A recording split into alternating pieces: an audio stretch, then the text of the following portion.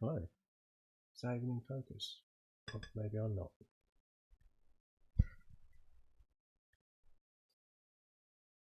Is that working? Oh, I can see my voice. Is it coming back off the stream though? Better just check. Yeah, that's working.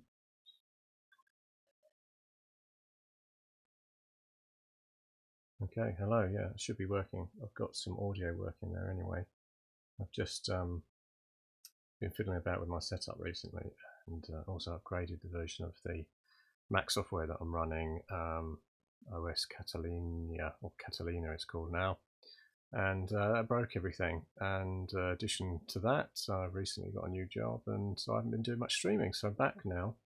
And what happens if you haven't done this for about a month is all your audio stops working and your setup changes and all of that good stuff.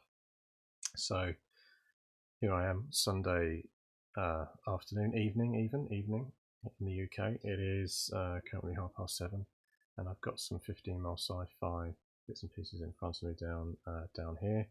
And let's just check if that switches over actually, first of all, because I can't see anything in the image. So yeah, this is turning into a bit of a technical check. Nope, nothing there. That could be that the camera's gone off. So I have been here all afternoon trying to make it work.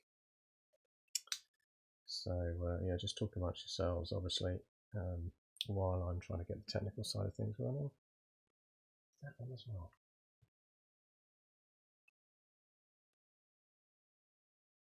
Nope, no life there yet. Come on, camera, give us a view.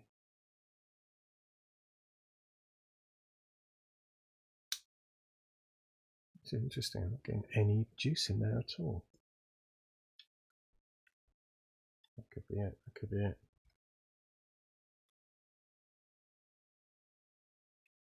Come on, camera.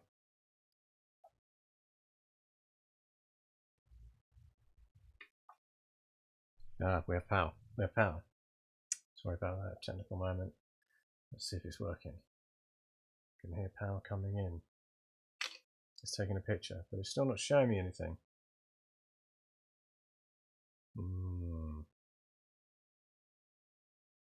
Let's do one more plug in and out.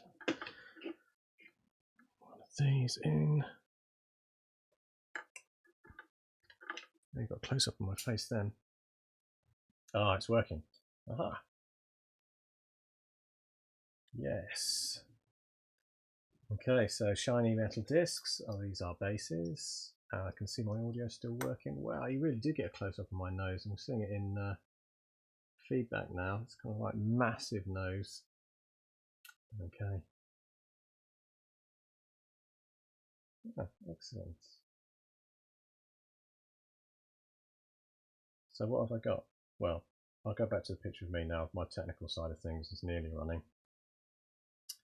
I'll just do that. Yes, you've got me back. So I've got some of these Ground Zero games, 15mm sci-fi.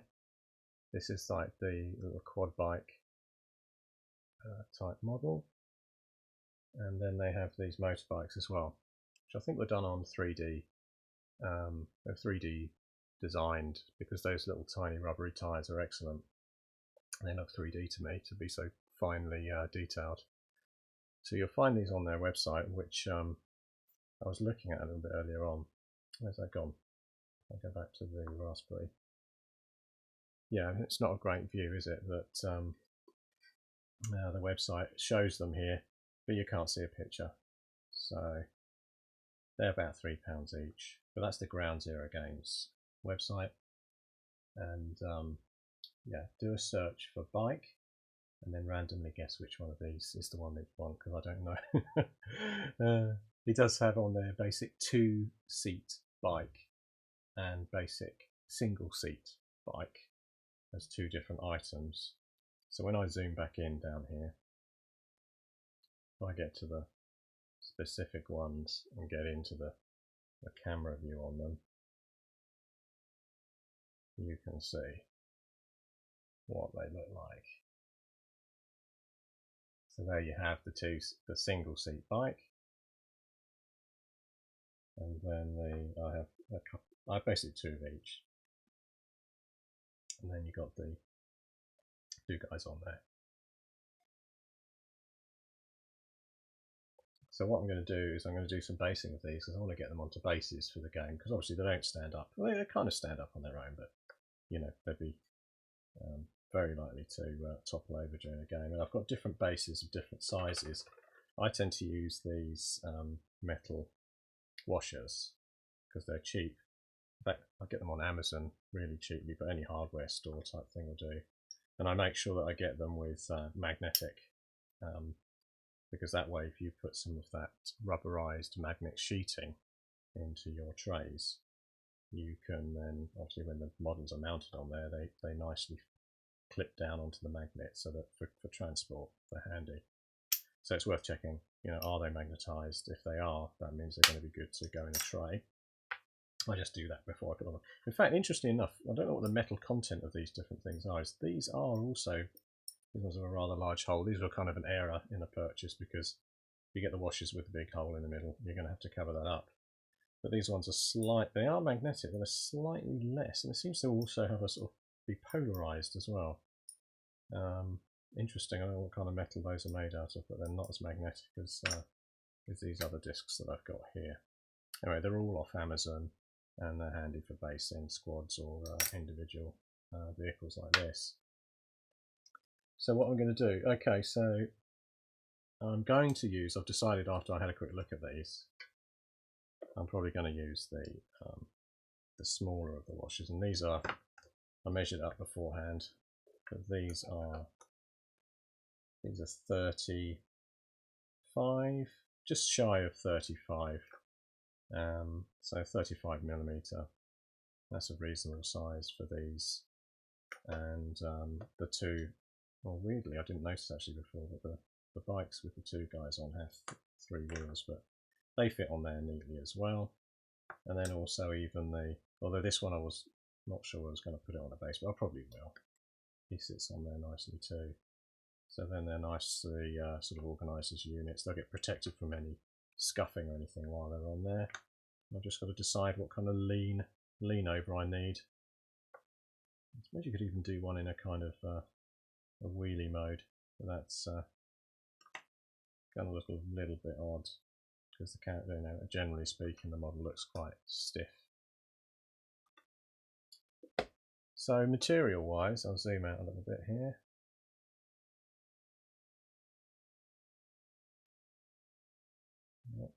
Yeah, as I explained earlier, I'm still reorganising my setup after a few weeks of being offline and doing other things, and I just noticed there the camera's developed a tilt. That's more like it. So yeah, this is me.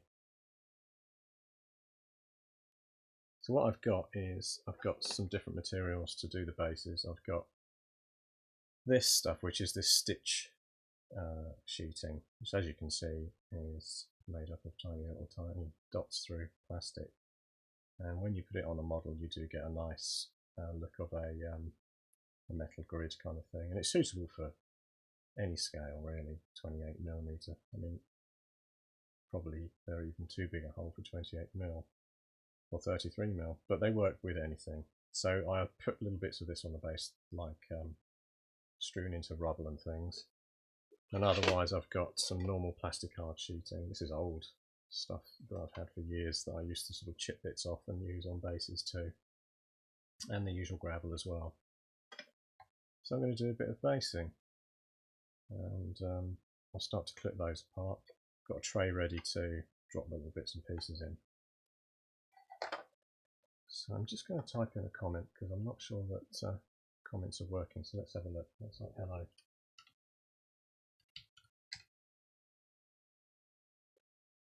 Didn't seem to work. No, that got nowhere. Oh well, testing is fun, but let's have a look. Yeah, well, there's the chat screen up there. Well, feel free to make comments and things and say stuff and ask me questions, because I'll then answer. If you type them in, let's have a look, will Facebook work?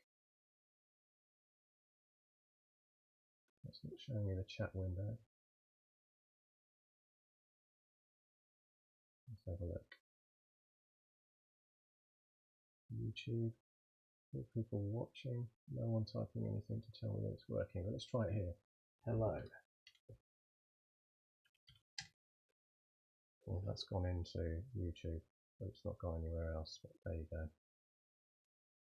At least it's streaming.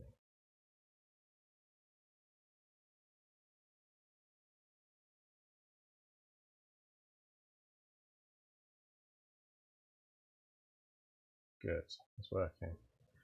So yeah, I'm going to start working on this and clear a little bit of stuff away from where I was showing that Ground Zero Games website. I've got a wet palette here which I use when I'm painting, which is stuck over the side here. Oh, the hello made it through, but it's so small. It's indiscernibly tiny. I can make that bigger. With the wonder of technology. So it's just me that said hello for now, but anybody else that does, it should appear there hopefully through the power of the internet. So let's go down close and I shall start to examine these in forensic levels of detail. Oh, the other things I had here is this is a little wheeled vehicle from Ground Zero Games. Now, I had them in my collection for a while along with these small droid type things here too. Oh, hi Tony, thanks for writing a note on there. It's appeared. Whoa, it's working. So yeah, if anybody's just joined now, I've recently had various sort of delays in my use of the internet, which has meant that I've been offline for over a month nearly now, and that means that in that time my environment degrades. And by that I mean things get disconnected, I move things around, I tidy things up, and then suddenly find myself plugging things in and the audio doesn't work anymore, etc. I had a problem earlier there with no video. Anyway, it's all back now. And yeah, these are Ground Zero Games as well. I've got 3 of these here, and you can see actually I have based these on these same washers that I'm using here. And in fact, I rebased these. I don't think this was even on a base. As you can see, what happened was with this is it got an airbrush, I think, a long time ago of one plain colour. They all did, and then I washed some oil wash in blue on them, and then never finished them. You know, that half done job. So I thought, well, I'll mount them on a proper base. You can see there I've used that plastic stitch material, which I've also got here. Cross stitch is it or something? I don't know. Anyway, people weave their stitching through here, and I've put little bits of that, and you can see that the paint hasn't gone quite on there. And I've splashed some paint on those. I also put like a jerry can or something on the side there too.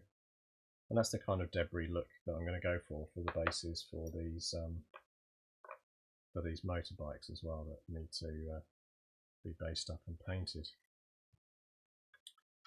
And as I was saying, I'm going to start doing that. I'm going to start clipping things apart to make that happen. So I've got, well, I can do this in different ways. I've got a pair of these Hasegawa tri-tool scissors that are kind of hobby scissors, and they give you this big pair of handles for precise control, because you can sort of very cleanly cut things.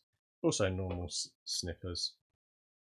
These are Tamiya modeler side cutters, and they stay quite true. That's because I've never used them for any metal or anything. In my early days of hobby modelling, I would quite often do daft things like you get a pair of plastic scissors, plastic clippers like these for plastic model kits, and then start using it to clip your metal, which is not a good idea. Oh, you've been doing 15mm stuff today in the man cave. Oh, so we're like-minded today. What kind of 15mm stuff have you been doing then, Tony? Sci-fi or World War II? So I'm just going to start clipping this off in little pieces of shards and things, just to make up a selection of debris to go on these bases. So I'll start in sort of medium-sized chunks and then sort of clip it apart really.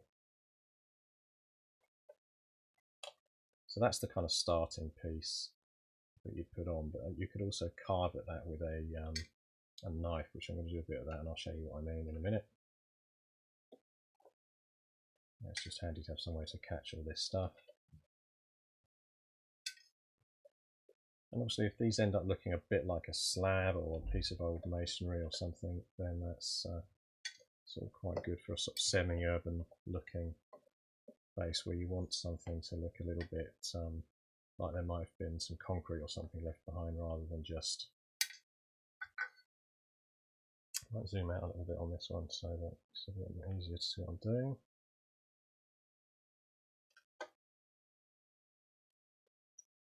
Yeah, so some of them could look a little bit more uniform than other pieces, some larger than others.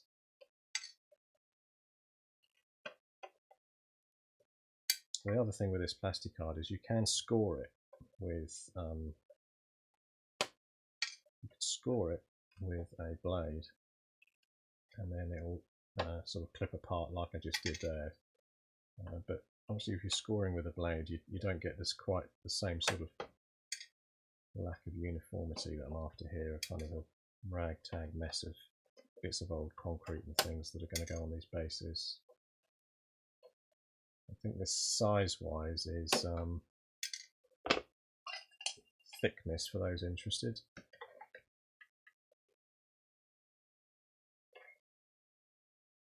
So it's 1 mil.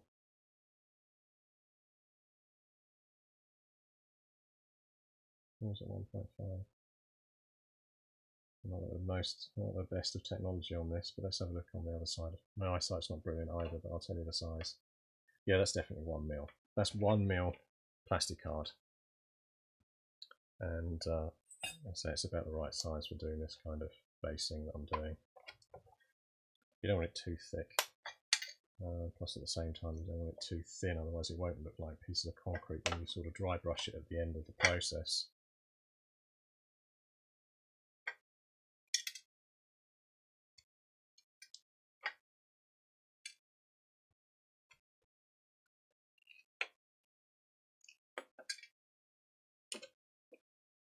Yeah, so the reason I've been on a bit of a campaign to get as much of my old stuff all painted up, and also, like I said, I found these old robot models that I've had for a few years and I just hadn't been done. I hadn't finished them. I'd got a bit tatty in a box and I thought, well, I'll rebase them and get them into a game. So I'm just going through a sort of tidy up phase.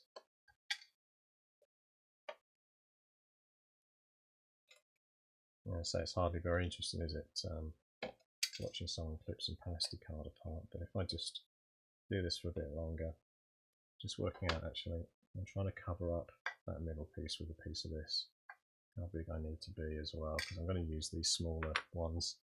You know, I bought them, got the wrong ones, they arrived in the post with too big a hole in the middle, but you know, there's nothing to stop you using them by, like I say, I'm going to put... yeah, I'm still playing Grunts, Tony. I've been in the garage through the summer with my friend Jonathan, and he's got the sort of crusties from GZG, and I've got a bunch of other... I've got loads of different forces that I've been trying out with the new version of the Grunts playtest rules, and it's all coming along okay. Now I need a couple of bigger pieces of this, so let me measure that out. Well, yeah, really clever measuring there. Not.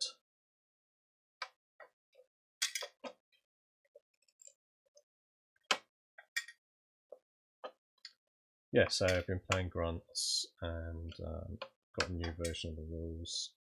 There's quite a few different changes. I've set up a playtest group in a private playtest group in Facebook, and I've had some good feedback in. I've recently let them all down a bit because I've been focused on a new job, which I started in mid-August, which was right at the height of me setting up all of the everything in place. And of course, I had a job before that was busy, a day job, normal job, in IT, but I've been there 2 years in that particular role, and after a couple of years your mind is quite, well, at least mine is less cluttered with having to learn things and meet new people. So I started this job in August and it kind of wiped my brain out for any extra activity. You know, I get home at the end of the night on a working week and I just can't face sitting at a computer and doing, or sitting at a work desk and doing this kind of activity. But I'm now beginning to settle into the new job, and plus people are interested in seeing more content like this, I'm reducing my hours to a 4-day week in the next couple of weeks, at least through until about next April time. And that means I've got more time to focus on the hobbies and getting a new version of the rules out. Right, so I wonder if I've got enough of those, and if those are big enough. Yeah, look at that, that goes over that hole neatly. That's good. I'll cut some of this, get the white stuff out of the way, but I'll cut some of this grill stuff out as well. This is really flexible. Super easy to sort of cut into, and you just hack at it like that. Before you know it, you've got various little bits of metalwork that you can put on the base. Again, that kind of semi-urban rubble look is kind of what I'm aiming for. So these things could be bits of debris strewn up from a previous act of war in the area. Sticky paper, that's a good idea too. Yes, I've done that too. I've got a tray down here, and one of the things I do is just put the paper in, and of course when you then put your rubble or your sand mix on with PVA, it fills the hole, it sort of fills it up, and then you're left with you know, the complete article without holes all over the place.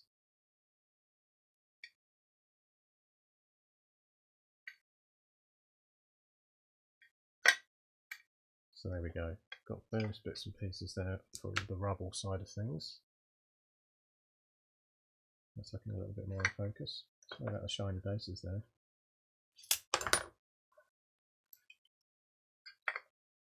So that's the start of material for these bases for these bikes.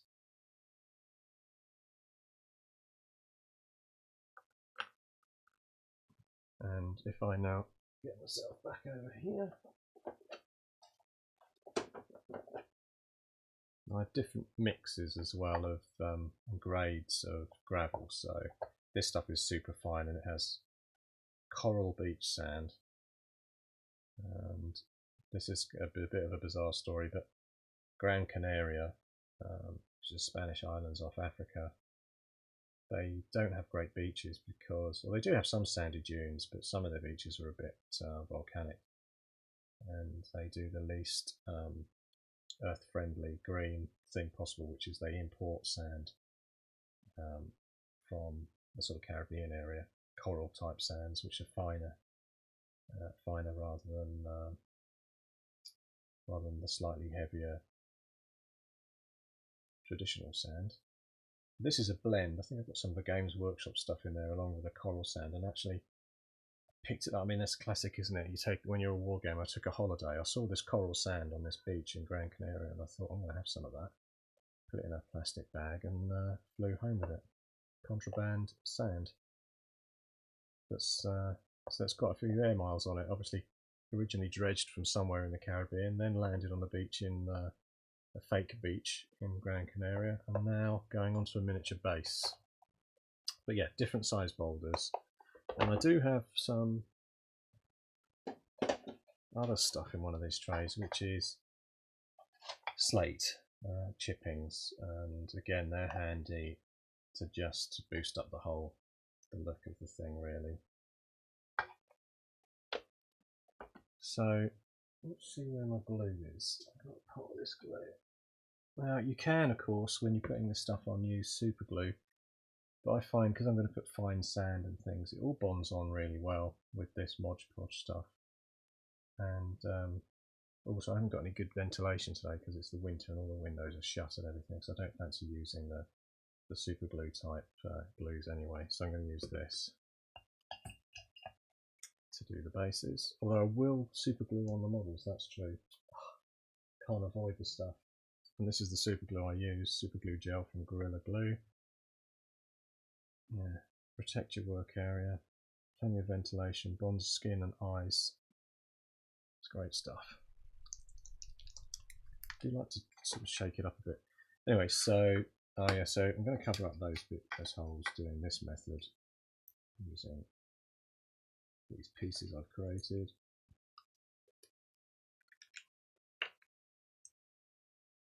Oh, don't shake. This is meant to be super glue gel, and it's about as liquid as it comes. Normally the super glue gel comes out like a very slow squeege, and I have to shake it, but giving myself some nice glue spots. So I don't want to stick my hands in. Fantastic. Anyway, that's on there. That's now drying up. And what I could do is put a couple of other little bits on the bit of glue there that's sticking out.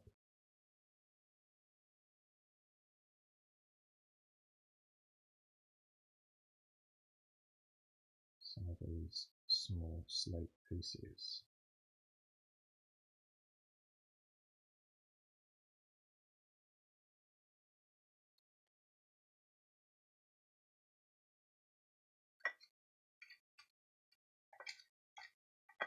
Oh yeah, the other thing I was going to show doing with these, if I can find a blade,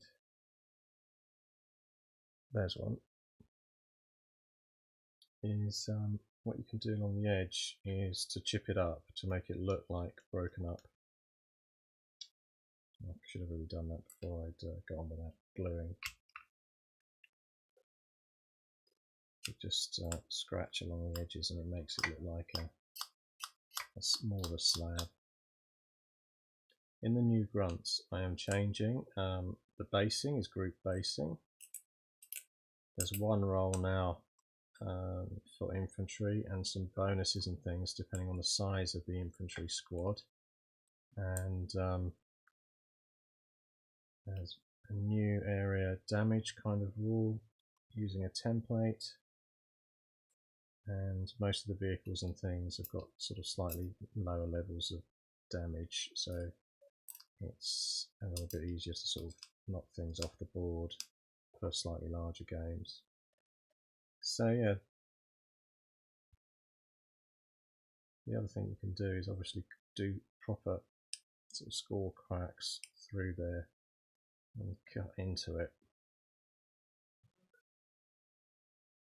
It really just depends how long you want to spend detailing up your base. So what I might do is spend, see that's given me quite a nice, let's zoom into that.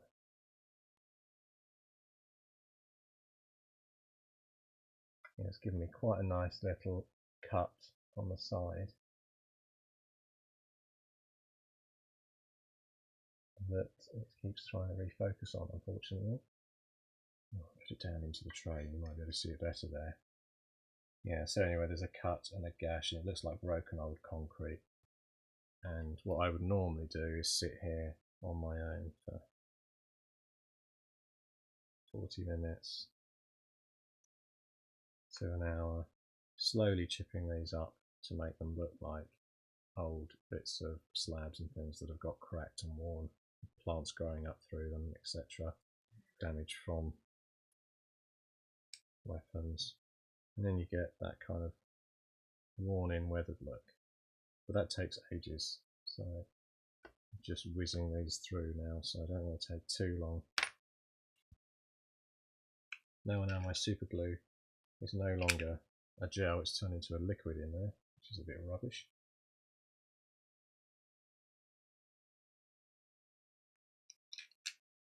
And then obviously with these other pieces here,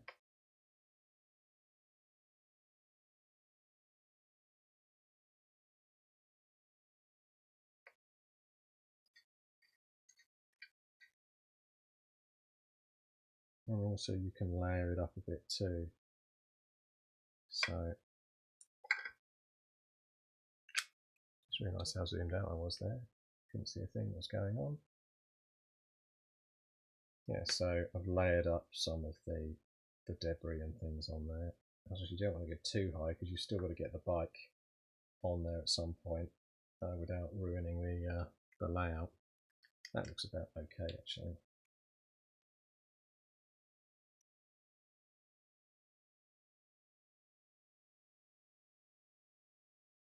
So I put glue on its underside and on the both wheels, and then it's also sort of touching the bit underneath.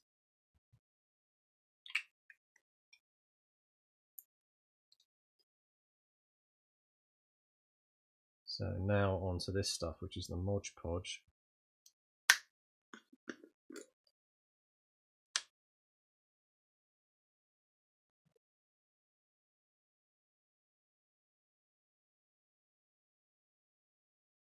And I'm just going to put some of that on. Obviously it's going to react a bit where it hits the super glue.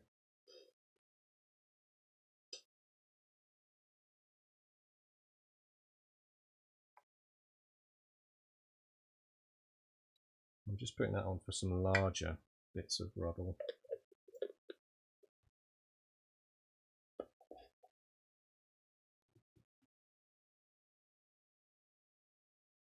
You don't want to go too heavy on these sort of larger chunks, but we'll add some interest to it.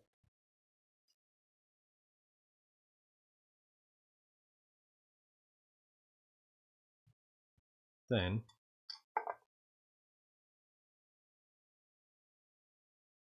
really what I should do with that now is just let that dry, and that's sort of on its way. What it will need is it will need a load of PVA scattered on it, and then the fine sand dropped on. I wonder if I can do that anyway, just while I'm here with it. Oh yeah, and I'm one of those kind of people that does all of my basing and everything in one hit. I don't paint models and then leave the base to last. Now some people like doing it that way, where they sort of do regimented painting of all their models, you know, maybe on a stick. I would do that if I'm painting a lot of bigger, larger vehicles. I'll do them all on sticks and paint them all up on an airbrush or something, and then might base them or not base them if they're a vehicle. But for stuff this size, I tend to like get it all done so that when the primer spray goes on, it's going over the whole thing, including the base. So I'm going to come back later on and do the base. So that's, as I was saying, that's not complete. That needs the PVA and the fine sand putting on, but I'm going to have trouble holding on to it without pulling the bike off. So as a phase, that's the first sort of phase done.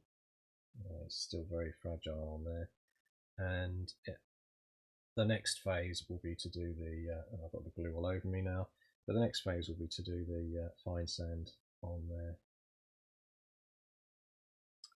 So yeah, that's what I'm going to do on all of those, and I'm not planning to do all of that tonight, so I'll probably do a bit of painting now. Just thought I'd demo what I was going to do with those and the kind of washes I'm using.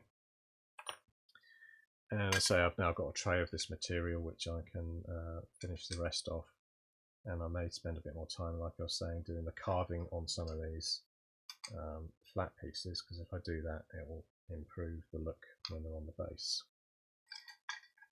I have some examples actually of stuff that I've done. It's probably since I'm talking bases, why not get some bases out that have the sort of bits and pieces on there. Try and find a relevant one.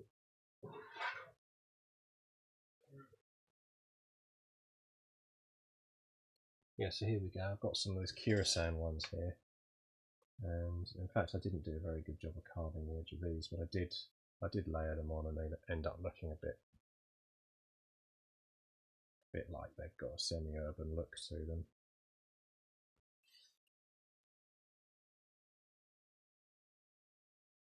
Some larger bits of gravel, some smaller. These were rebased. I had them on different, not very bases I wasn't very happy with at the time. I've had some of these Kirasan. These guys look like the base needs a bit of a spray to dull coat it, but you can see again it's got a kind of blend in there of some of that kind of urban chunks inside the overall base. So that's what I aim for, bits of gravel, bits of rubble. The other thing I might use, which I'm not going to do on here because I'm going to do the fine sand, is I'd use like an earth texture as well. And this stuff, I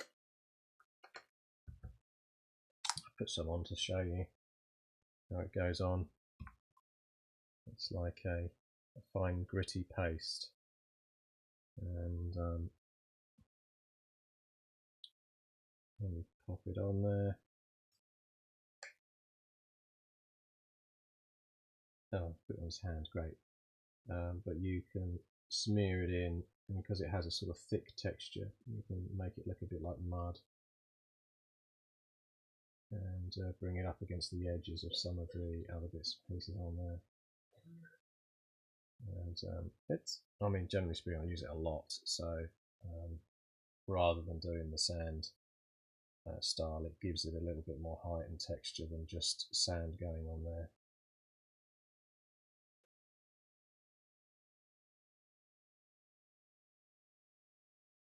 And it allows you to sort of integrate things as well, so you can start to, if you've got the time. Those are still drying. That's free roaming piece of gravel there, which I should pick up and stick into that bit. Yeah, just if you've got the time, it integrates everything and starts to make it look a little less like a lots of bits that aren't very natural looking if you use some of that paste. Yeah, so that's Vallejo's one, but lots of different companies do that stuff too. Vallejo earth texture. I mean, it comes in a dark earth colour because you could just put it on and not worry about painting it, but I'd use this in any colour and then paint over it anyway.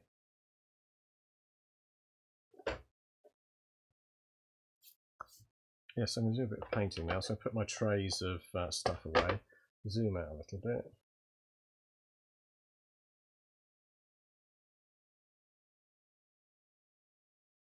Yeah, so I have these sort of trays, like I was saying, with that come in one of these storage tray boxes, and I keep all of my different grades of sand and things in there. It's just handy for quick access.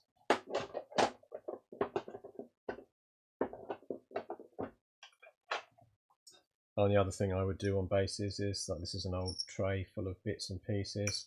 I've got some stowage, some of the Ground Zero Games, I think they're Ground Zero Games cases there, jerry can type things on sprues, and those are the kind of things I may also strew around the base. And I'm finishing it off with super detailing. Those painted guys away.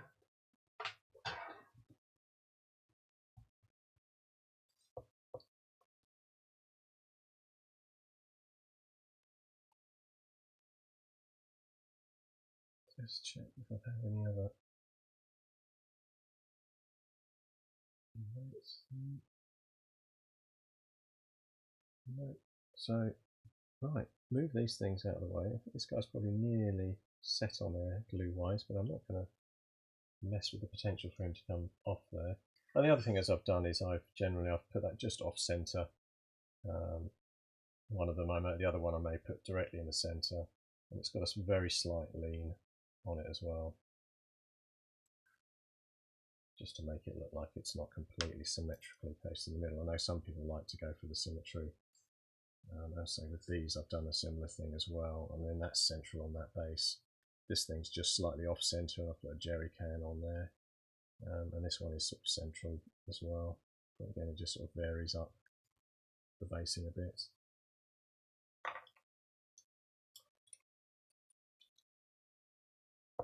So it's a kind of super gluey piece of tissue, put that out of the way, put a magnet on there, and decide how I'm going to tackle these in terms of colour. So I've got a light blue from Life Colour, which might go well to sort of do some panel highlights and things on there. They also need weathering, more washes. So I could start with this.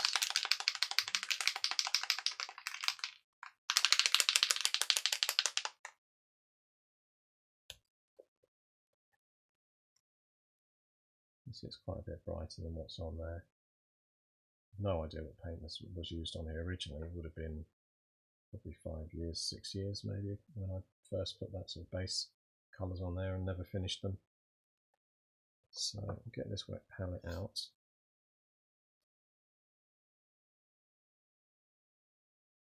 Slight reorganisation for the wet palette, so you can sort of see this happening paint-wise.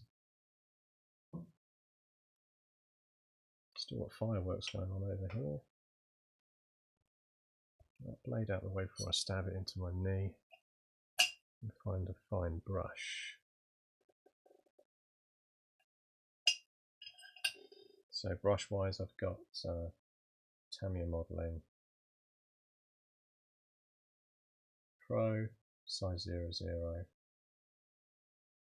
I'm going to use a thicker old brush just to get some of the paint into the tray.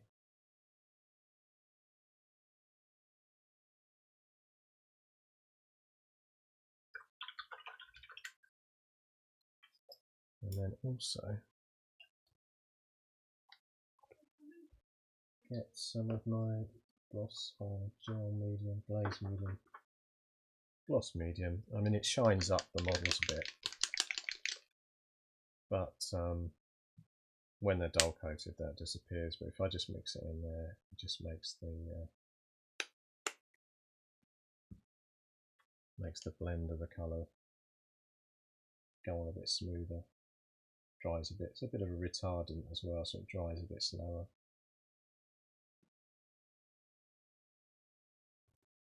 Well, let's do a test on a panel. I wonder if this will get into focus. Nearly. So it's a bit brighter than what's on there.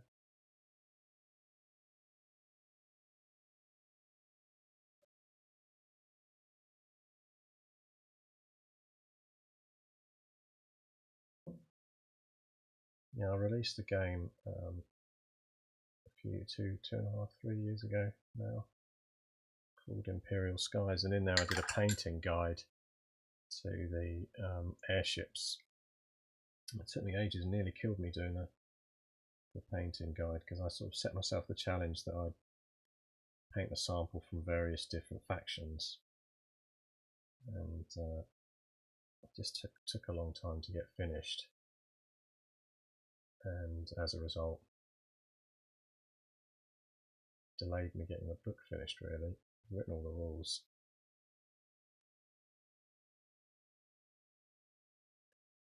And this is going on very thin, by the way, and that's because I have it quite thinned down with that gloss medium, and it means I'll have to come on with another coat of it.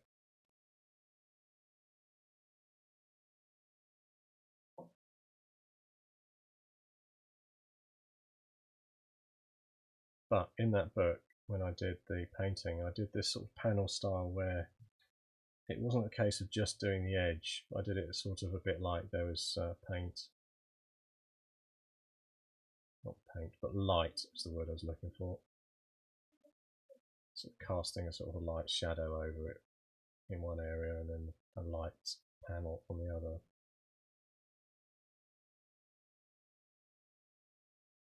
I mean, it's not expert grade painting, but it just meant that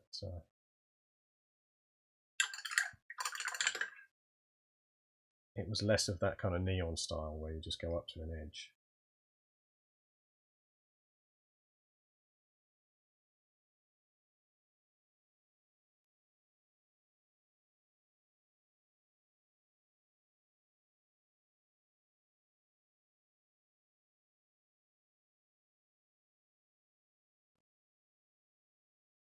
Yeah, so why did I pick blue when I did this originally? I have no idea. I think maybe because I wanted it to look like it was a base, you know, like an urban, rather than a military, more of an urban or a building defense unit or something. I just noticed how dusty the whole thing was when I just looked in there. So that's why I gave it a quick blow to try and reduce the dust factor. As I say, if you've joined this late or you're watching this at some other time, you're not watching it live. These models I've had in my collection for, you know, well, they've probably been in my collection for 10 years, but been painted for 6 years and just left in a drawer and on various different boxes, and have just got dusty. and never finished. So this is sort of touching up some old models and trying to get them finished and done and used in a game.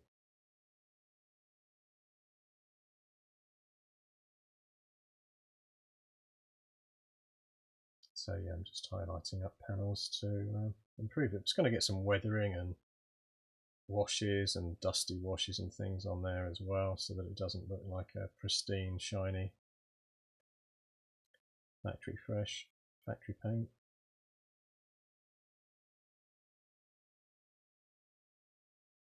And because I thinned the paint down a lot, it needs one or two attempts on it to shade it in.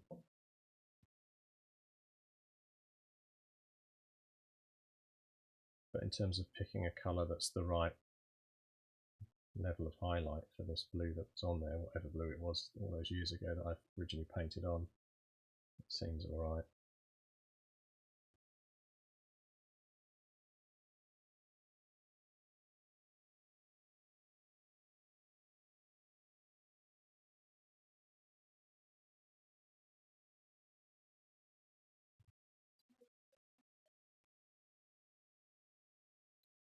So I was thinking, am I too far from the camera for the viewers now? Would you like to see it closer? I kind of like this distance because it makes my paint job look better. You can't see the close-up, but you can see the effect of the lighting on the shading on the giving the whole model a bit more definition. Cleaning it up.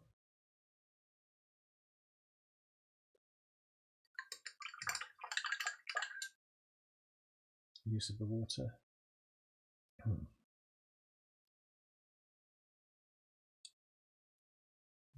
dog's coming to see me. My dog's disturbed my paint skills. She's coming up. Hello, Rosie. What do you want, Rosie? What do you want? Oh.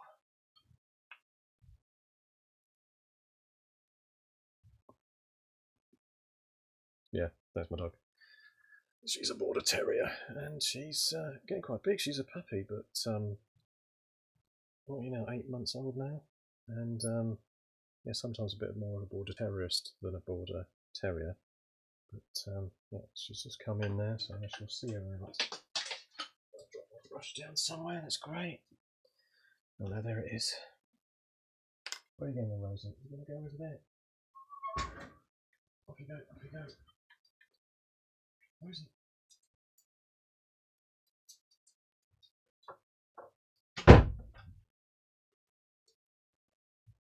Sorry about that. Briefly interrupted by a hound dog. I'm back now. Move back to the action in front of me. Press this button. There it is.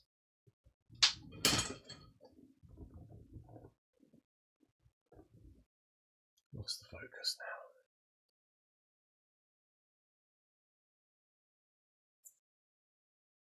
Get that back in. Yeah.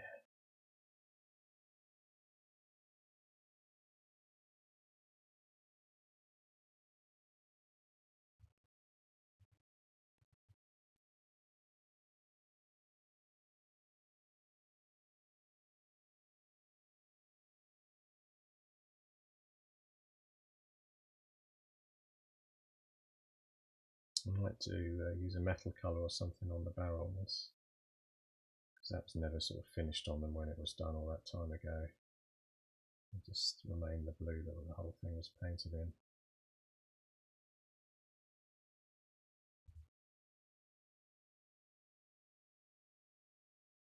Yeah, so it's just layering up because I've used the gloss medium in there.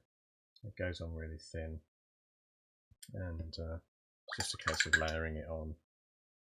It just takes a little bit of time between the different layers.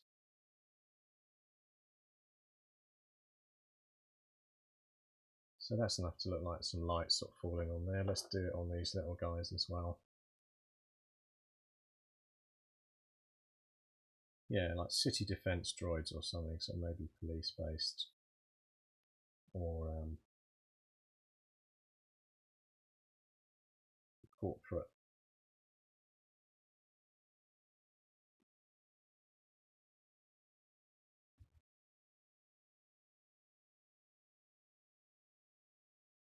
These guys have nice little tiny tracks that should dirty up quite nicely.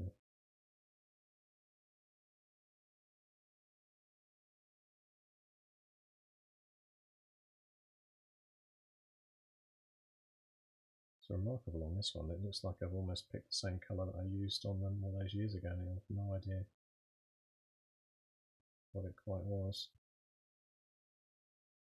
Probably once I've done this as well, I'll pick out some details in a different colour or something, and maybe some warning signs on these ones or something.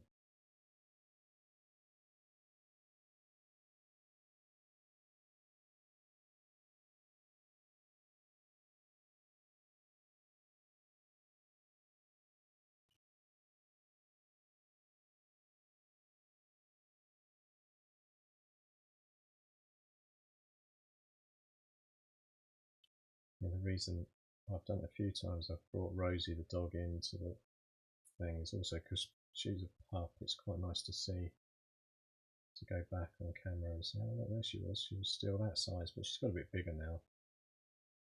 I did my YouTube video intro, renewed it this year, and when I did that I added Rosie on there too. I think she's just found her way back into the room again actually. Let's see.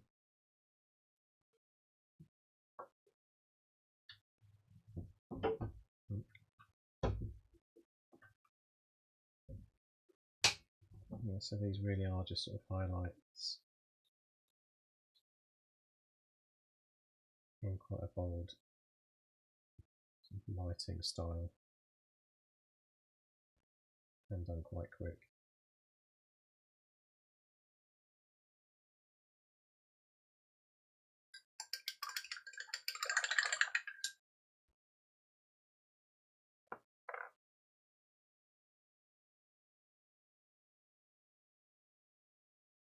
So I've got this one to do too. I realise now I didn't do the wheels on the on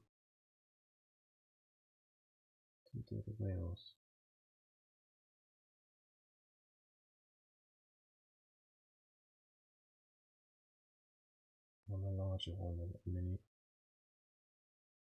AOA tank thing.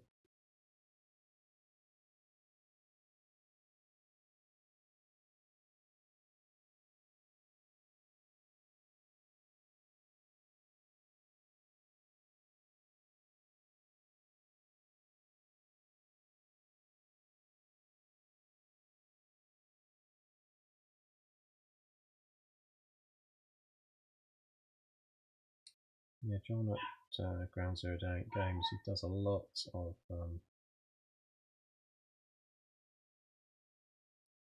various different sort of automated AI type robots and droids, wheeled, tracked, etc. And you can vary up. I think they do sort of grab versions of nearly everything as well. It's quite a nice kit way of building up models in a way you like, as in you could say, oh, actually I want a grav force, or do I go for a mostly wheeled set?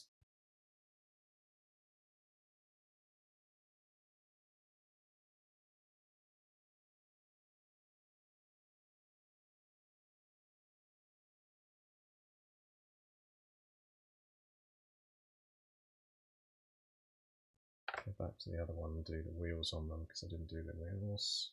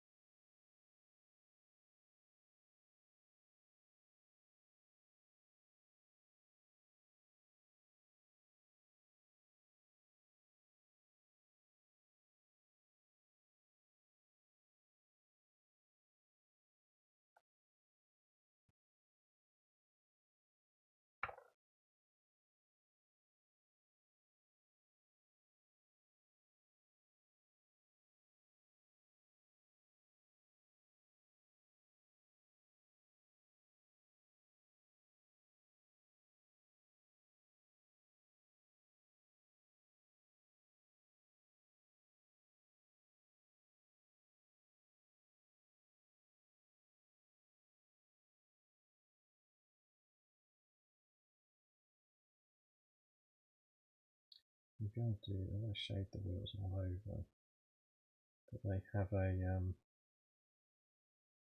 a groove in them, more like a panel line in them, but I'll just have to make sure that gets picked out by a wash later. I'm not going to spend the time.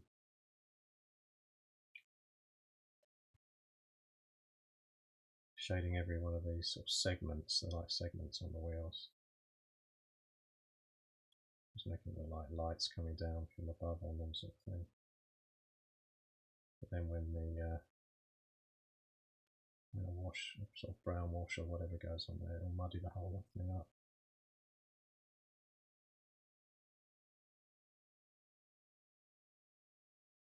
And the wheels maybe I should do in black as well, like sorry, the tyres, rubbery style. Now I'm starting getting my eye in a bit more now. I really struggled today. I know everybody probably feels the same thing, but I don't know if it's the time of year with a change in the season, but I'm trying to motivate myself this weekend to do a hobby type thing. And it just ended up being like, you know, like if you've got a dog, if you've ever experienced that, where a dog kind of tries to nest down in its rug or its bed. Been like that the whole weekend. Instead of getting on with it, just procrastinating and fiddling around with audio settings and on the computer. When really I could have just got on with some painting and just got started. And now it's Sunday evening and I've finally got into it, but it's work tomorrow. I could have probably got some of this done during the day and been more productive.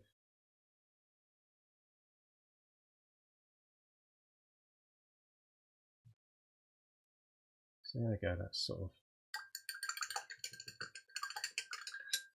reasonable. So I can use some of this really thinned down gloss medium here.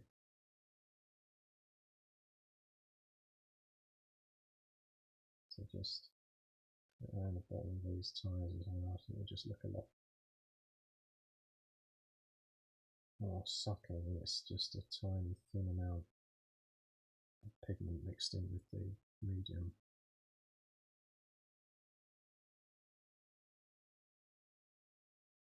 Yeah, like I said, it is a gloss one as well, so it will shine up the vehicle, but all my stuff gets a double coat in the end, so I just notice there's more dust on the front of this thing as well.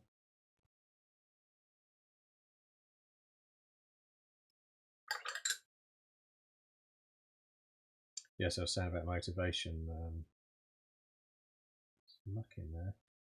It's sometimes hard to, definitely because I've started a new job recently, to come home from work and then do painting and videos and stuff. It's hard to get it organised, but I tend to then, I don't know if anybody notices the same thing, then yeah, procrastination, that's me, Graham, definitely. But yeah, what you tend to then do is you look for instant gratification. I don't know if anybody else feels the same thing. And by that I mean you go, oh, I'll just watch that TV series or something that's instantly easy to get your mind some attention on something. And obviously the problem with that then is that your long-term things like hobby projects like this get harder to start. Because you think, oh, I've got to get the paints out, got to get everything sorted. So you end up thinking, oh no, just sit down and watch TV. Because I'm a bit tired anyway. I've been working so hard today at work. That is the theory. Equally, you don't want to tire yourself out if you are busy at work. And the other thing is that hobbies sometimes take second place, don't they, if you've got other bigger things happening in your life that earn you money or part of the family related stuff. It does take priority.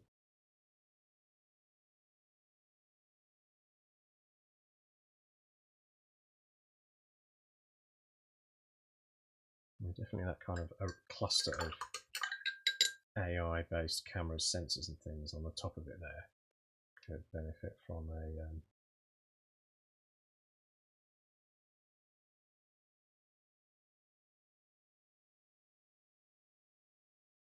and you can see there that I've done that sort of half lighting against the bottom there, so that'll take a wash and blend. That'll blend it for me, even though it looks quite like harsh, the light on there at the moment. I'm going to do metallic on the. I'm going to use metallic paint on the tri-barrel there, just to sort of make it look worn and weathered, what have you. So really, I'm not going to use a straight white. I'm using this Menoff white highlight. I'm going to mix some of that in.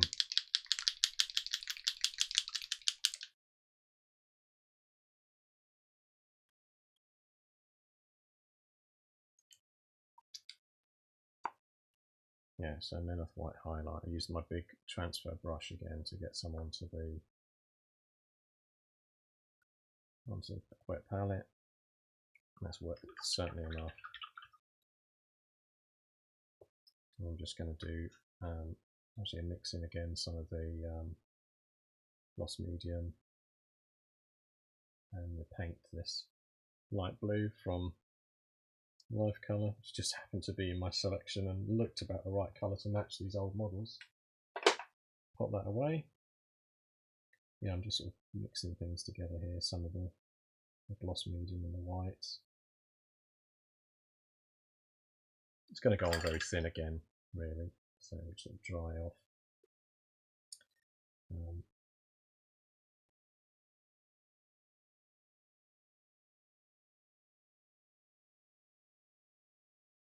Again, I'm not going to make it look like I'm just doing the edge. I'm going to make it look more like the lighting is covering the whole panel. It's catching it, not just doing the edge on its own, which means you might leave some bits in shadow to leave a bit of a contrast between the areas.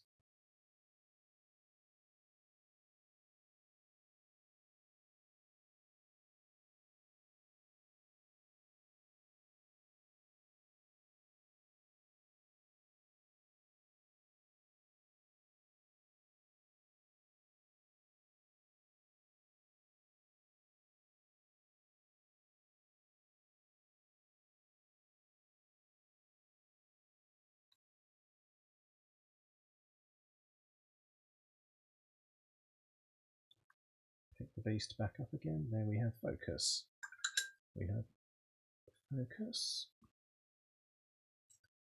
Yeah, so back onto the subject of getting attention on stuff. I've just where I've happened to pick up a new job where the contract means that I can drop down to a 4-day week through the winter months due to sort of demands on projects and things. And what that means for me is I'll be taking Fridays off and therefore having more time to finish the new grunts rules, get the project done for grunts really, version 2, and do more painting at the same time.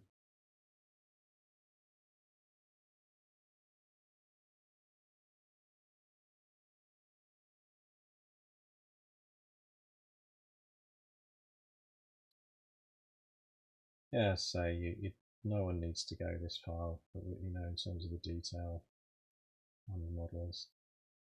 But and others may think I'm being a bit slapdash, but it's good fun doing it.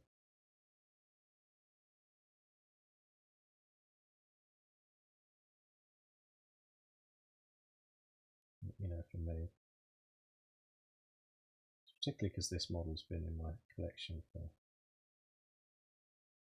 like I say, about 10 years, and it's had the blue base done on it, and been in a couple of grunts games as well, where I've just gone, oh, I'll just use it anyway, even though I hadn't really finished it.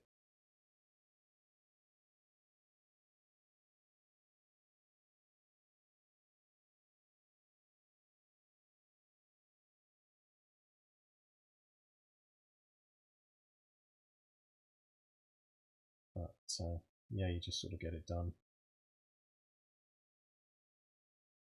And it's nice to finish off something that's been around for so long. I'm sure other people have things like that. I have stuff that I just can't finish. Well, I say I've finished it, I haven't really.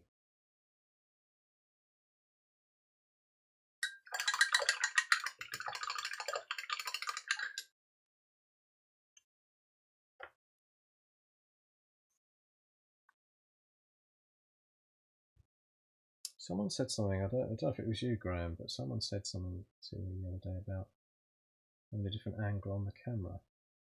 Because of course I can, naturally while I'm painting like this, I'm, you know,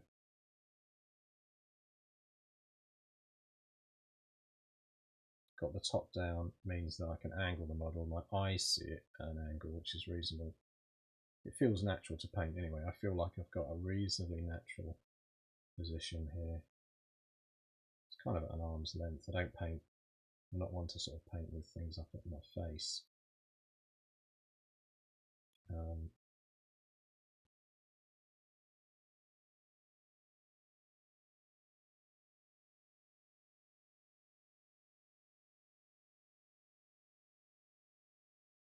I could put a different angle camera on. Instead of this top down, this is pure top down style. And it kind of came from looking at these hobby people. My wife's into hobby journals and scrapbooking and things.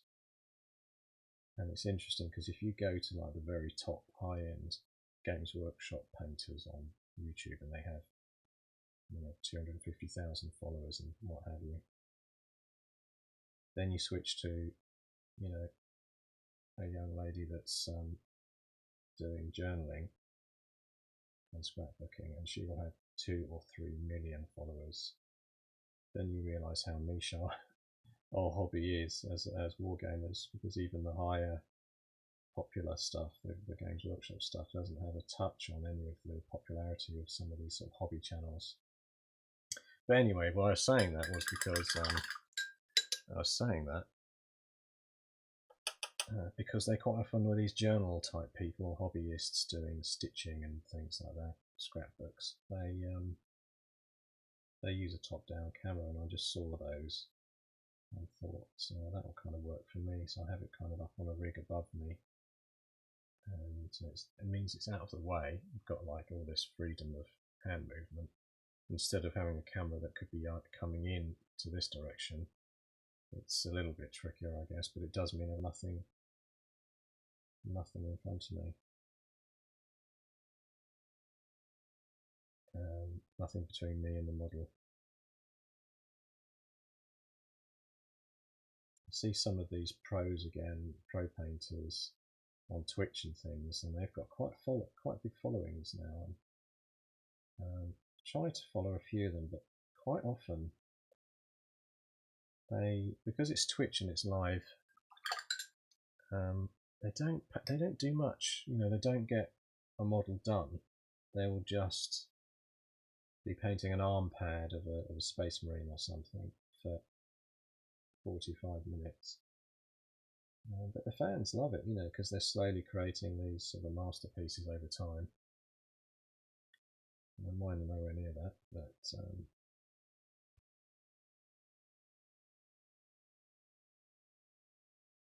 I do occasionally indulge and watch some of those videos and join in a bit. Because that's part of it, is the community thing as well. You get people going and saying, oh, why don't you use a different bit of paint on that section or what have you. And that's quite the thing on Twitch to be more interactive. I'm on Twitch with this because I stream to Twitch, but I've got so few people interested in 15mm sci-fi or me that I don't have anybody that actively watches me on Twitch. If there's someone there now, that'd be fantastic, but I doubt it. It's you're not going to sort of break big on Twitch by painting 15mm sci-fi. Yeah, Doesn't necessarily mean that you won't at some point get a bigger following. It can happen. So what with the new grunts in work, grunts version 2 in progress, I booked myself into Salute 2020 next year. Has a decent ring to it, doesn't it?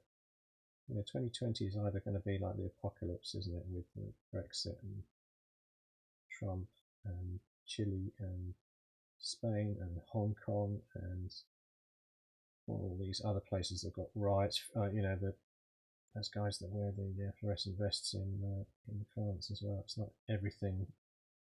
everybody's rioting or making a move at the moment. So what's going to happen in 2020? Who knows? Will we have a Brexit? Will we not? But anyway, it feels like a significant year, and it will be for me if I go back with the new Grunts game at the show, because it's been a few years since I've been to Salute. And yes, it was good to go back with a new version of Grunts after all those years. And I did put quite a few games on over the years. It's really hard work, really tiring. Now that's really tiring because you've got to get up there in the morning. I'm currently experiencing alien pasta plant scatter terrain, which is typical distraction project. Yeah. What, you mean you're eating your dinner? So, you know what you mean. I do that. I go, okay, why don't I just get this thing? If I do, then I'll do this with it. It'd be amazing. And then I never finished that job. But yeah, now saying Salute is coming up. I've now got the winter months to through to, because it's April, to get the terrain built. I'm going to build a whole terrain layout. I was looking, actually, there's a guy, and I can't remember his name, but we spoke briefly. He does 10mm, 15mm and 28mm MDF terrain, and with raised and lowered motorway sections and things, with ramps up and down them. And I was looking, I was thinking, wouldn't it be great to do a whole layout like that, raised up so that you had 2 or 3 levels, so you had like a sunken area at the bottom with a motorway with walls on the side, and then a common sort of level above that, and then on top of that some sort of structures and things to build it up. I thought that would be really impressive to sort of move up and down the levels. And the most recent Grunts games I've been having are where we do at least have building levels and things, and it would be nice to sort of use that a bit more on an urban layout. So now I've got just the pure white, and I'm just dotting it on different areas. I always remember Graham's an artist, so I'm not an artist, but I remember watching things on art and listening, and quite often when people draw pictures in oils and things, they are reminded a lot by people saying, don't forget that whole section is white. And you sort of you look again at a painting and you think, oh wow, they really did need a lot of white on there. But the problem you get with obviously painting small sci-fi models like this with a lot of white is that they do look kind of candy pop and quite bright, which is not really very realistic on a battlefield, but I'm sure there's still a lot of white in a battlefield.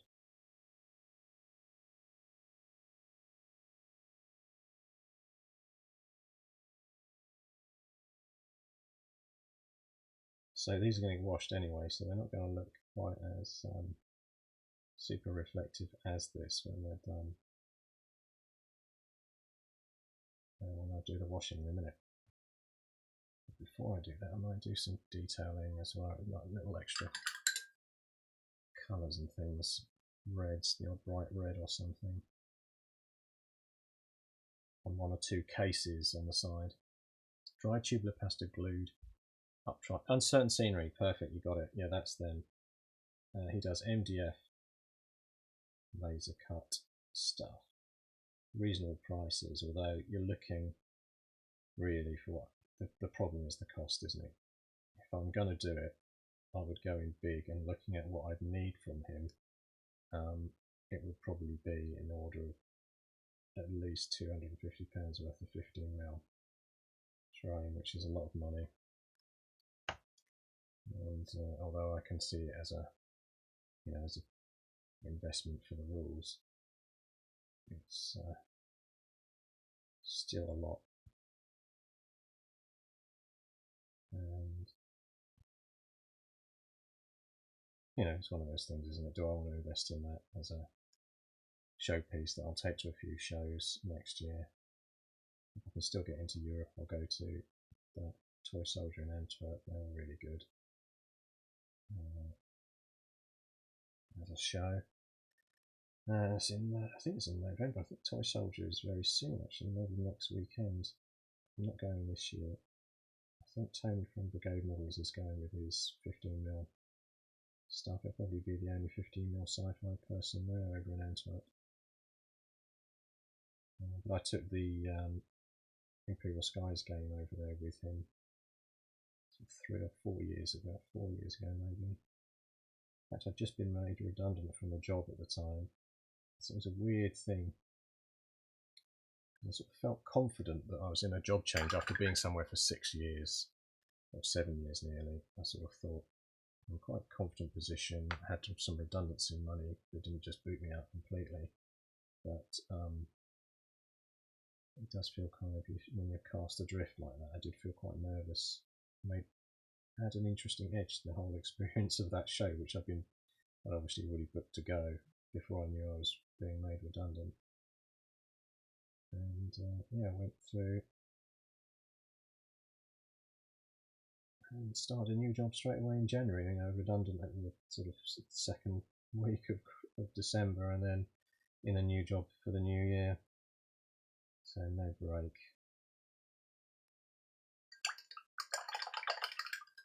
Yeah, so back to Uncertain Scenery. I definitely like to use some of this stuff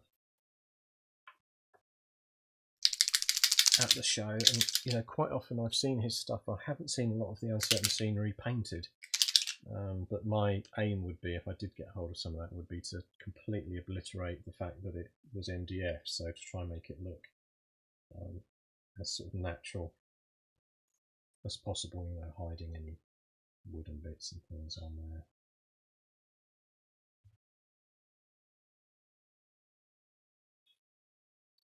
So I'm just going straight on. I haven't even thinned this down, but I'm going on with this colour, which is metallic. It's Cold Steel from Privateer Press.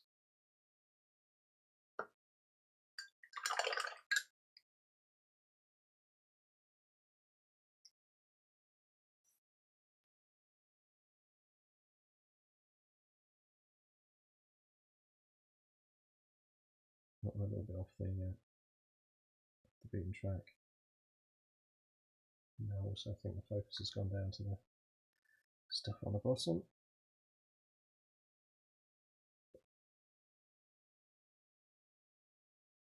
Yeah, that sharpens it up a bit. Obviously that's got to be washed with a black kind of wash. And I'm going to do the same on these. I'm going to do those to keep them in theme, sort of thing. Do their gun things. Lasers, obviously. Although they've got canisters behind the thing, so they could be projectile based. I'd like to think of it as like a laser kind of, a light laser droid.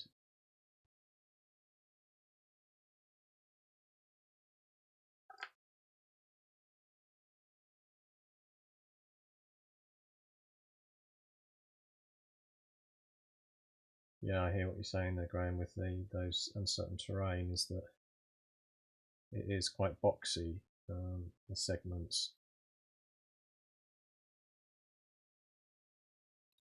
So that it does everything as a box, which is an interesting idea. Kind of works, I guess, but I just noticed that laser just got bent down a tiny bit. yeah, it's an interesting idea to make it from the box so that you're starting already. If anybody's seen Futurama, that the city that they live in, New York, or whatever it is layered upon other under city areas, and once you get underneath the pavement, it's just like another city underneath, but all derelict. And it reminded me of that when I saw it Uncertain Terrain, because it is a box with a layer underneath, and that's what allows him to do the lowered sunken motorway sections and road sections. But unfortunately, it does sort of make them not very flexible.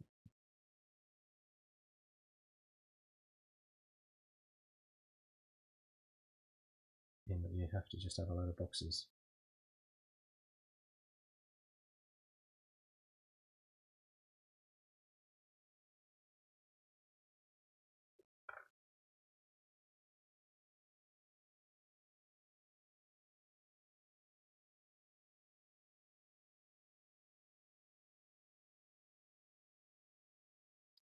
So what have I got now? 9 o'clock.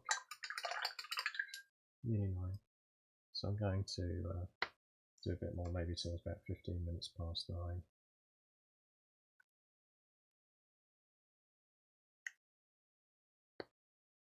So that's the silvering done. Could start doing some washes. Now, since I've moved all my stuff out of the way, let's go back to me. So I'm moving things around here. So I've got this, which is really convenient. It's got all my paints on it. I did have them all up on the bench beside me right here, but the problem with having them all here was it just was a huge amount of clutter of having the paints there. So I've got them on this wheelie paint situation here. And I've got a story actually about this tray. It's a metal, if I move it back so you can see it down there, I've got paint at the bottom underneath it as well. But it's a metal stainless steel sort of tray, folds down, and you can see it's got old labels and bits and pieces on it. And I bought them from an army surplus place. They're surgical tables, so they've been in a surgery, and this one, I think, I can't see it. You can't see it at the back, but the handle has ITU, intensive care unit. It was on a sticker at the back of it when it arrived, and I had to clean them up. And interestingly enough, they had a load of when you get acrylic card and things like that, it comes with like a sticky layer that you peel back off it, and the whole thing would obviously have this sticky layer after manufacturing. Maybe they do that with this kind of military surgery table type things.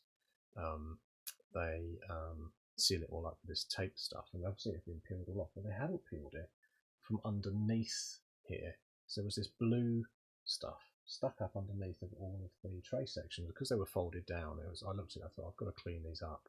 And that was the first thing I did was peel it off. And guess what? There was a load of blood up underneath that. So I bought them on eBay as an army surplus, and they'd obviously seen active service because they had caked in blood. And I peeled underneath. The blood had obviously gone off the side of the tables and up under there. So yeah, not a great thing because my wife's a nurse, a sister at a hospital, and when I mentioned it, she said, "Oh, you hope you had gloves on and you were cleaning that with bleach or what have you to get it off, because any kind of disease and muck could have been in there." Anyway, that's my little tale about this table here. Got them off eBay, really cheap surplus, army surplus stuff. Just beware that it don't cut your finger on the edge of it when there's some blood from some weird foreign service military action where they've been in a tent and they've had blood spilled on them. So yeah, it's now used as my mobile paint station, and I need to get some washes out here to use. So these are some washes I've got recently called greenstuff ink washes, and they've got some sort of flesh wash colours and some purples and some greens and stuff in there. And there's an earthy colour there. I'm going to use some of those because those are. And then there's some other one there, sepia. There's another browny one that might be useful for. And a bluish red. That's not going to go. What a bluish red would look like to dirty them up. I might give that a go as well. So I've got a few there in that set. The green stuff wells. They were a weird impulse purchase where I saw them online and someone was saying how good they were, but really they're quite similar to They're quite similar to the Games Workshop contrast paints in terms of their inks, but they're really high intensity, and I've not really used many of them. That one's been used. So on the other side of this tray here before me, which is this wet palette I'm using, it has these magnetized bits, and you can stick on these kind of little reservoir things. So I'm going to use that to pour some of this, decant some of these green stuff weld things out into. So let me zoom in again. Got something in my eye there. Go back to the desktop view. Move this into view so you can see there, and I'm just going to drop some into that one. So you can see it's quite a thick, kind of lush. I didn't really shake it very well, but that bluish red. It looks more kind of red to me than bluish red. And then there's this earth, which is like kind of a, what do they call it in Games Workshop world? Agrax earth shade, similar. It has a kind of a green to it. And in the top one, I'll try some of this. It's called Peccatum Flesh, and I must admit, first time I read that, I thought it said Rectum Flesh.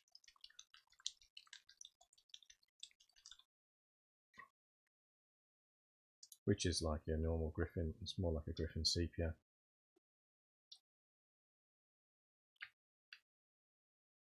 So I'm going to use a slightly bigger brush. I'm also going to use a medium of some kind. Probably the glaze medium, because that's a lot thinner. So if I show you, I'm going to detach this so I can show you the glaze medium going in as well. And it just thins them down even more. And this one's got plugged.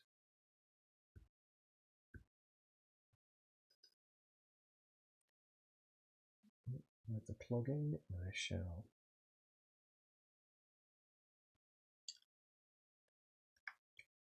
let's come spraying out of there. Yeah, that's filthy. Let me get a bit of tissue. Yeah, there's one benefit to streaming on Twitch that I see a lot, is that you can have music playing. Only the music that's Twitch licensed or something. But you can't do that on YouTube. And the other thing they do is they allow people to jukebox select tracks. And of course it's all like integrated with Twitch, so basically you not only do you get to pick from the jukebox, you're also paying the presenter. You know, me, if it was me, you would say, actually I want this track on the jukebox to play, and all the other Twitch viewers on there would watch it at the same, listen at the same time. Obviously you can turn the music down because you need to hear sometimes what they're saying. But there's something interesting that it does add something, having some music playing, because it kind of takes away some of the boredom, doesn't it? Just listening to say me going on about any number of strange things while you're watching the painting. So this is the colour called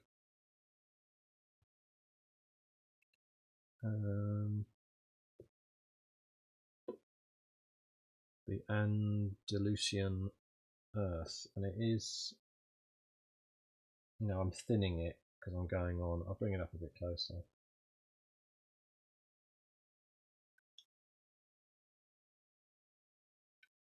I'm thinning it a little bit with some of the gloss medium so that it's not going on too heavy, but it is adding a nice sort of shade to it, darkening the whole thing down, blending a little bit between the very stark highlights that I put on there. It brings it all together. I'm just going to use a bigger brush. Let me go and get a bigger brush. In fact, I'm going to use one of these big brushes. So this is actually a massive brush. It's a size 2 graduate. It has a flat, very large flat tip, but it's great for the Great for the washes because you can stick those on there easily.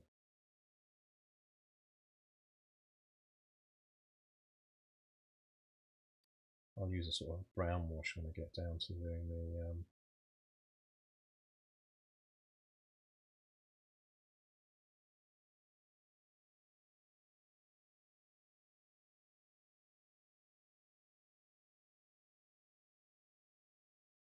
doing all of the tracks and things. In fact, I could have done the tracks in a dark black. I'm going to go back over with some paint, like I said. I've just suddenly dived into the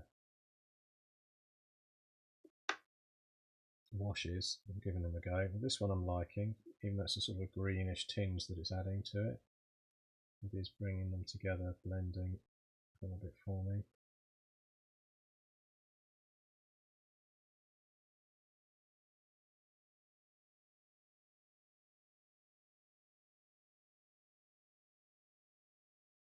Let's try this, the Agrax Earthshade one as well. Put some on there. Well, it's not Agrax Earthshade, it's whatever the equivalent one that they do. No, that was the flesh one. It's Peckerton Flesh. Reckerton Flesh.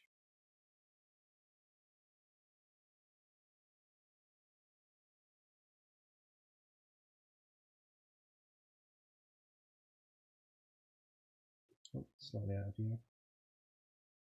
Yeah, as you can see, it's very shiny at the moment. That's the other thing, isn't it? I've put the mixing gloss medium in there, so the whole thing is really going to not look that great until it's all coated anyway. It'll bring it all down.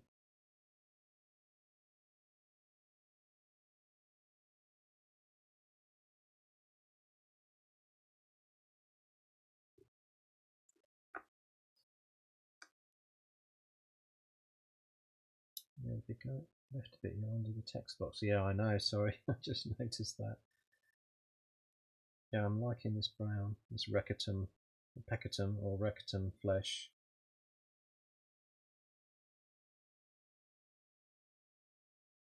It's very much like the those army painted browns as well, and it's going on really nice and kind of thick.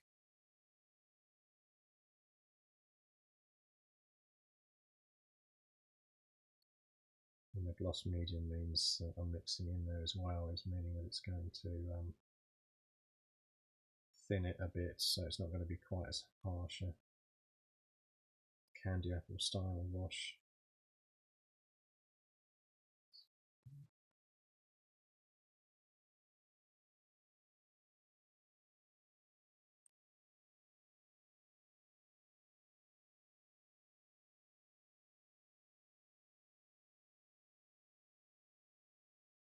Oh, I'm going on to the thing again.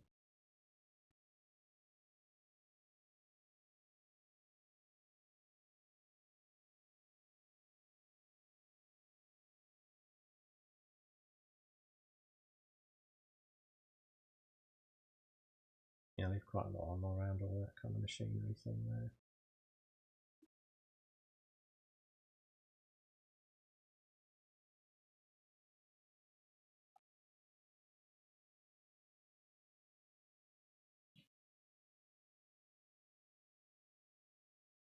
There's something strange happening with my YouTube recently, is that really just not getting very many views, but I don't care because I'm not, it's not monetized or anything. I'm not running it as a business. I just enjoy doing it. If you did suddenly find you had a really popular video and it took off, that's a good thing. But views have just sort of died. I put a video up now, and after a month, it's got, it's still got like 100 views. I don't know. Maybe I'm getting a bit greedy because the views have generally gone up in the last sort of 2 years. But definitely, it's harder to get traction. And I guess it's because there's so many other popular painting type guide videos and things out there, aren't there now?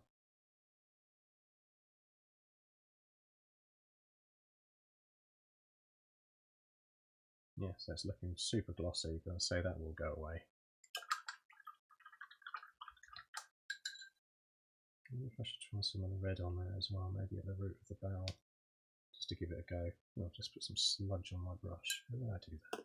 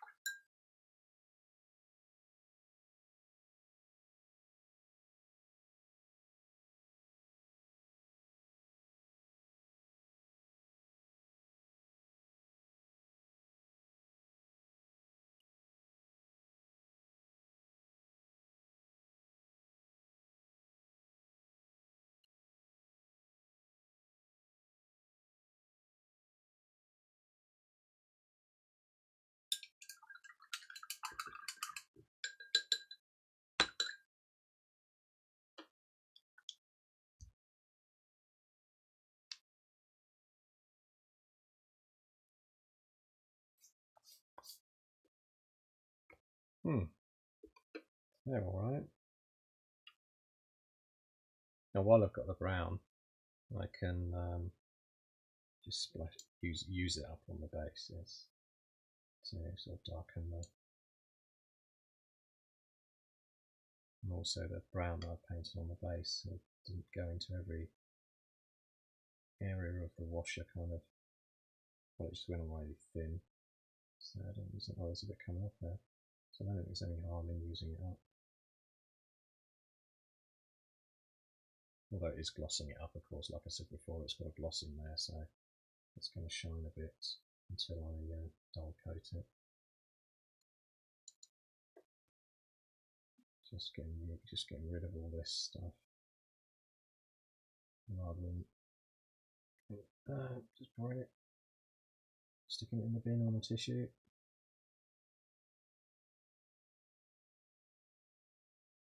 Some of the red as well.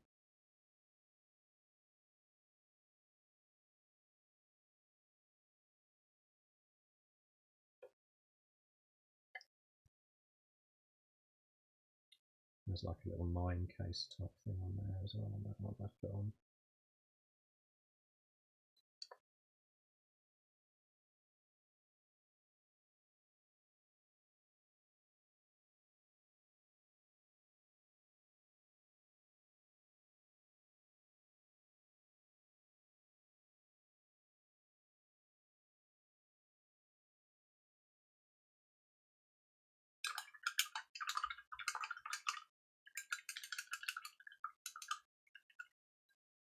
If you ever want to try some artist acrylic inks, great value for money, pigments, loads of superb. Yeah, I've got some artist acrylic stuff somewhere.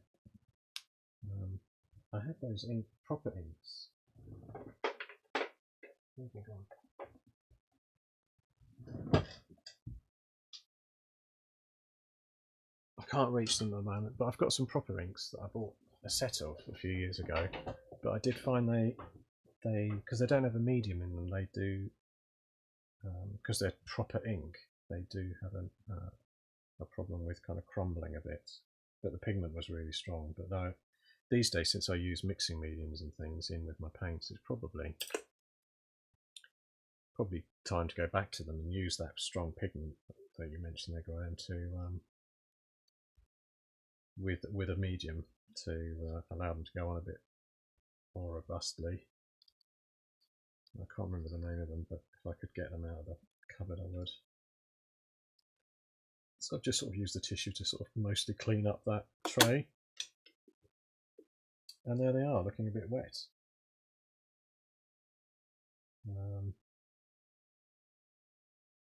But yeah, sewer water from Secret Weapon. I haven't seen that one. That sounds interesting. Probably a good sort of dirty browny greeny, if I can imagine it. So yeah, thanks for comments. Thanks for that. Oh, hello from Virginia, David. Yeah, thanks for signing in. yeah, I've kind of finished this phase of them, I think.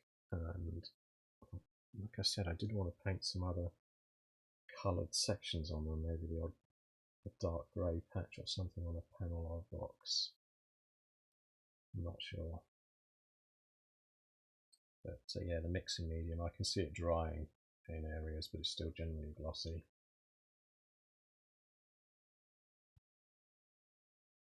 And the whole thing's going to take probably a good half-hour to dry off. I've put those all rough and ready washes on. I do want to go on with some darker brown and black washes on the wheels. I want to do the tyres. Actually, that's what I could do. I wanted to do the tyres like a grey, black, without throwing the paints around.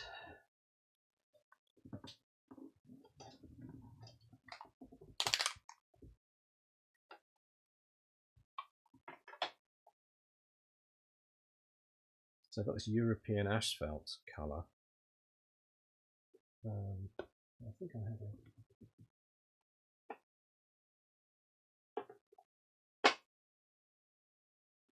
another colour that's sort of a dark rubber, vulcanised rubber style. Got dirty black there. I think if I go on with a Panzer Grau deep shade, which is just black, mostly black.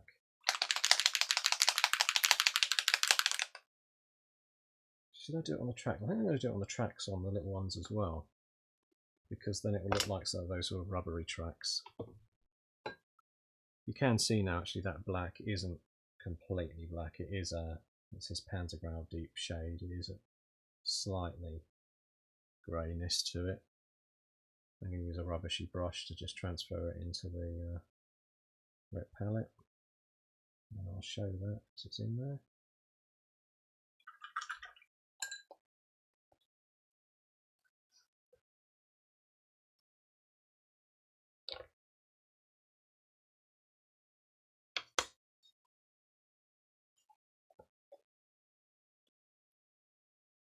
So I'm not going to mix it with anything, I'm just going to paint on. I'm using a big brush.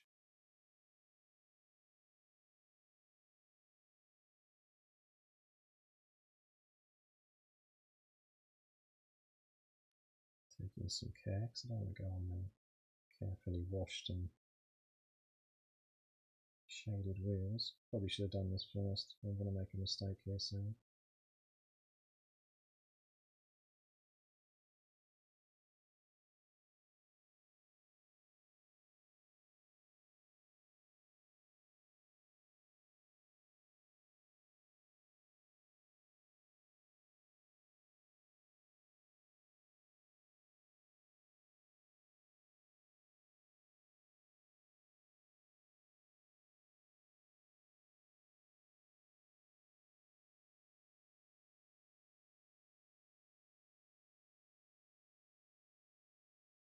It's adding sort of contrasty details like this to a model that kind of start to, well for me anyway, starts to sort of kind of cuts in and starts to put it together quite nicely.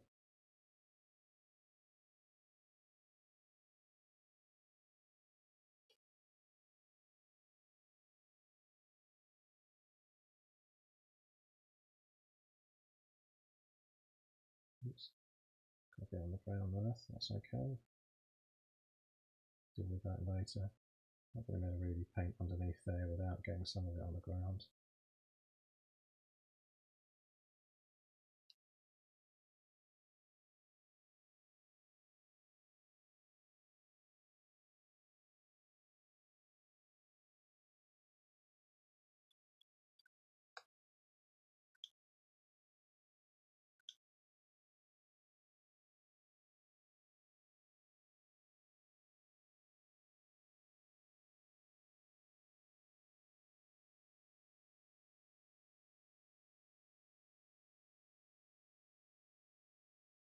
Oh, I've just put my hand in the wet palette. You know, I did wonder about this wet palette. I like it, but it's so big for doing online painting, and when you're focusing on the camera and talking and just keeping things going, it's hard to not stick my entire hand into it and splat the paint from earlier on. Yeah, you know, so advice to the painter: do your rubber tyres first before you do all the other shading and stuff. Don't try and do it last. I've got reasonable brush control with this big brush I'm using there, so I'm quite confident with it, but you have to be a bit more careful than you would be if you're doing it as the first step.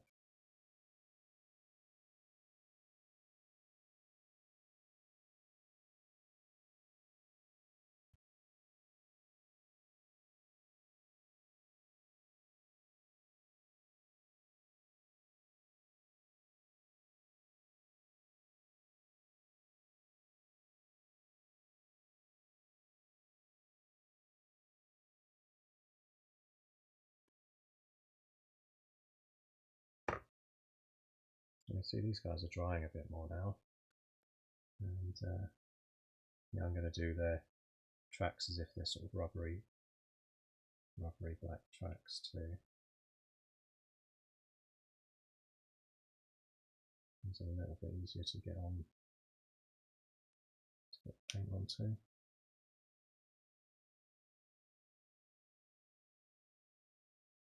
And there's some miscasts at the back of these. Obviously, John talked to him from Ground Zero Games at shows, and sometimes some of the older models he has to redo them because they do the molds because the gets a regular miscast suddenly starts to come up in the rubber for the casting process.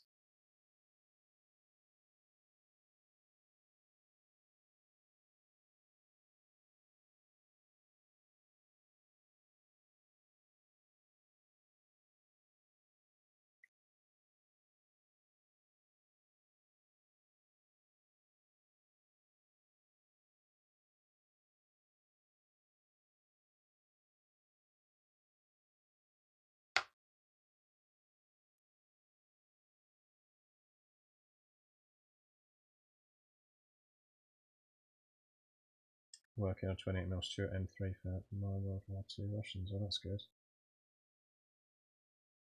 The Stuart is one of the smaller tanks, isn't it? So it wasn't an American design. Or was it British? I can't remember.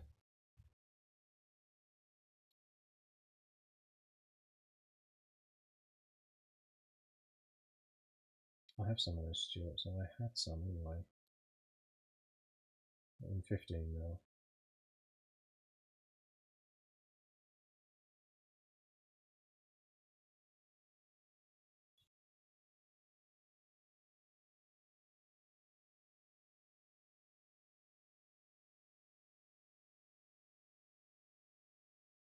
So yeah, looking very shiny. Slowly drying though before my eyes, I can see.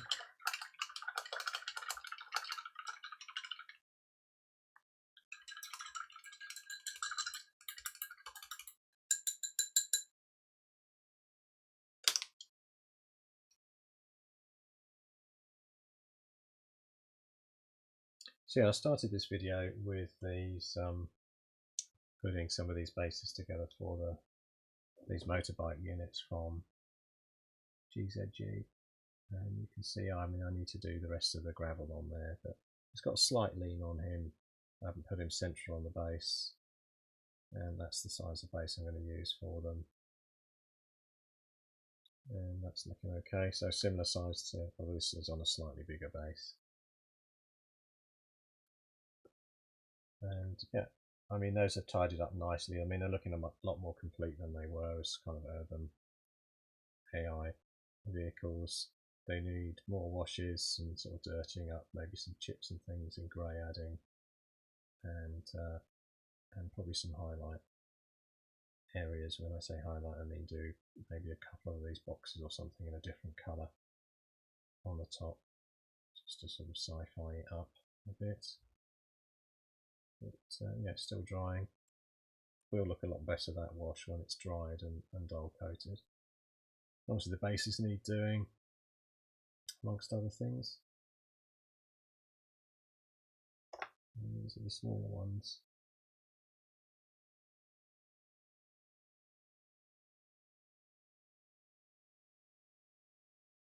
Yeah. Oh, the bases on the motorcycles, I'm using these washers, which are 35mm. I think I checked earlier. Yeah, they're 30. Yeah, just under 35. Just shy of it. I don't know, maybe they're measured in inches. And just like these ones have got 2p pieces, and this guy's got a washer with a hole in it because it's disguised underneath. With these ones, I filled the hole in with some plastic card,